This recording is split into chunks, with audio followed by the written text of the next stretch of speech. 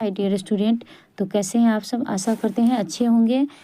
आज हम लोग क्लास 8 का जो सामाजिक विज्ञान है उसका संसाधन एवं विकास कक्षा 8 की नई एनसीईआरटी जो बुक है उसका चैप्टर 1 हम लोग पढ़ चुके हैं। आज इसका क्वेश्चन आंसर करेंगे।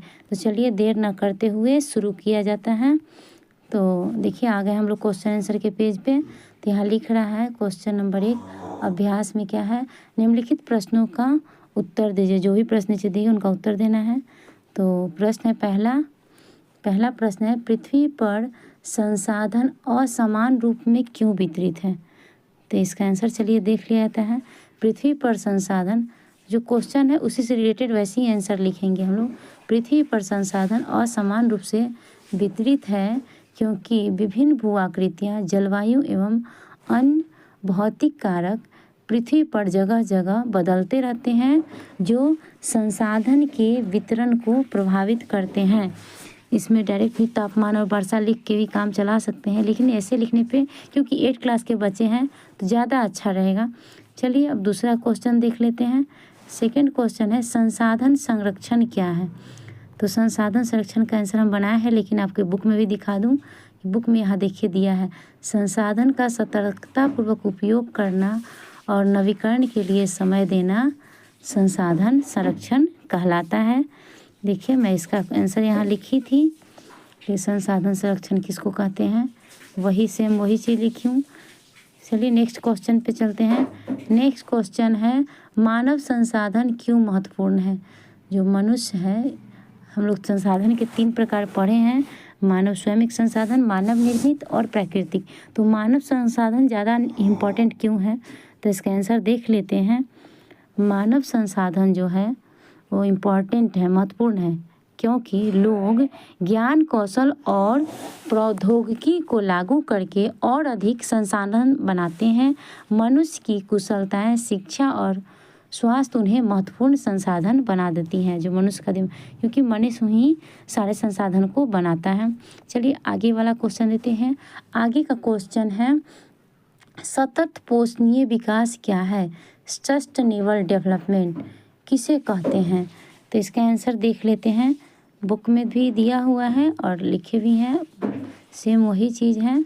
देखिए यहाँ से, संसाधनों का उपयोग करने की आवश्यकता और भविष्य में उनके संरक्षण में संतुलन बनाए रखना सतत पोषणीय विकास कहलाता है।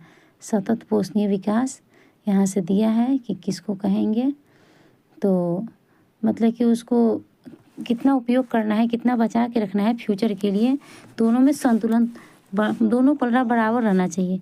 ये है सतत पोषणीय विकास। अब सेकंड क्वेश्चन को देखते हैं।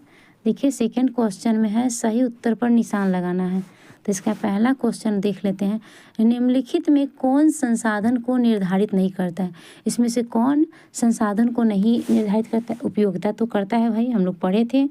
मूल्य भी करता है, तो दोनों सही है। और मात्रा जो है वो नहीं करता है। तो इसका कौन होगा, इसमें सही उत्तर पर निशान लगाना है। इसमें पूछ रहा है कि कौन नहीं करता है, तो नहीं कौन करता है, मात्रा इसका निर्धारण नहीं करता है, बाकी दोनों करते हैं। सॉरी। अब चलते हैं क्वेश्चन नंबर 2। निम्नलिखित में कौन मानव निर्मित संसाधन यानी कि जिसका मानव निर्मित करते हैं, तो कैंसर उपचार की औषधियाँ, झरने का जल, उष्णकटिबंधीय वन, इसमें से कौन होगा। तो झरने का जल तो प्राकृतिक है, उष्णकटिबंधीय वन भी प्राकृतिक है, तो आंसर होगा कैंसर उपचार की औषधियाँ। अब तीसरा देख लेते हैं। तीसरा है, कथन को पूरा करना है। जो लाइनिंग है क्वेश्चन, इस सेंटेंस को पूरा करना है जो बीच में इसमें बचे हुए हैं। तो बीच में इसमें क्या भराएगा उसको देख लेते हैं। अनवीकरणीय संसाधन डैश होते हैं, सीमित भंडार वाले, मनुष्य द्वारा निर्मित या निर्जीव वस्तुओं से व्युत्पन्न। तो इसका आंसर सेटिस्फाई करने के लिए आपको यहाँ भी दिखा देती हूँ, आपकी बुक में दिया हुआ है। देखिए यहाँ पढ़ लेते हैं। अनवीकरणीय संसाधन वे संसाधन हैं जिसका भंडार सीमित है। इसका मतलब इसमें क्या भराएगा, सीमित भंडार वाले। क्या भराएगा जी, इसमें भराएगा बेटा सीमित भंडार वाले। अनवीकरणीय संसाधन सीमित भंडार वाले होते हैं। देखिए सारे क्वेश्चन का मैंने आंसर यहाँ पे कर चुकी हूँ। कि इसका मात्रा, इसका कैंसर जो भी लगाए थे स्मिथ भंडार वाले वो होगा। अब एक क्वेश्चन और है, उसको हम लोग देखते हैं। ये है एक्टिविटी। क्वेश्चन आंसर हम लोग का समाप्त हो चुका है। एक्टिविटी है, क्रियाकलाप। इसको आपको एक्टिविटी करना है, लेकिन देखते हैं क्या करना है। रहीमन पानी राखिए, बिन पानी सब सून, पानी गए न उभरे मोती मानुष चून। ये पंक्तियाँ अकबर के दरबार के नवरत्नों में से एक कवि अब्दुल रहीम जो खनखाना है उनके द्वारा लिखी गई थी। कवि किस प्रकार के संसाधन की ओर संकेत कर रहा है? इस संसाधन को समाप्त हो जाने पर क्या होगा? इसको 100 शब्द में लिखना है। देखिए, इस चौपाई का जो अर्थ है वो एक संसाधन से संबंधित कवि दर्शा रहे हैं। तो किस संसाधन को दर्शा रहे हैं? तो चलिए इसका आंसर हम लोग देख लेते हैं। तो हम लोग इस तरीके से लिखेंगे, प्रस्तुत पंक्तियाँ, ओके, चलते हैं इसको देख लिया जाए कि कैसे लिखना है इसको। देखिए, प्रस्तुत पंक्ति में कवि पानी, जो जल संसाधन है, उनकी ओर संकेत कर रहे हैं, क्योंकि जल के समाप्त हो जाने के बाद जीवन असंभव हो जाएगा। क्योंकि कवि यहाँ क्या कह रहे हैं कि रहीमन पानी रखिए, पानी को रखिए, बिन पानी सब सून, पानी नहीं रहेगा तो सब कुछ शून हो जाएगा। पानी गए ना उभरे मोती मानुष चून, पानी नहीं रहेगा तो कुछ भी काम नहीं करते। इसका अर्थ हम लोग अच्छे से लिखेंगे अपनी भाषा में कि जल के समाप्त हो जाने के बाद जीवन क्या हो जाएगा? असंभव हो जाएगा। रहीम कहते हैं कि पानी का बहुत महत्व है, इसे बनाए रखो।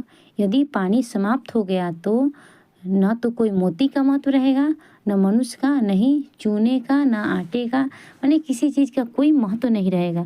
जो पानी देखते हैं, पानी अर्थात चमक के बिना मोती बेकार है। मोती में चमक नहीं है तो मोती किसी काम का नहीं है। सम्मान के बिना मनुष्य बेकार, जल के बिना चूना बेकार है। चूना जल के अभाव में सूख जाता है, आटे नहीं गूँथे जाएंगे, रोटी नहीं बन पाएंगी। इस प्रकार सभी कार्य में परेशानियाँ हो।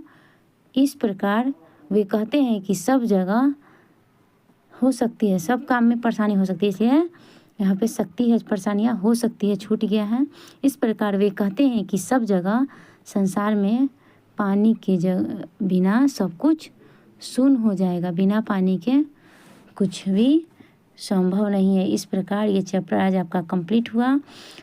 Thanks for watching. अगर आपको वीडियो अच्छी लगी हो तो लाइक, शेयर और सब्सक्राइब ज़रूर करें। Thanks for watching.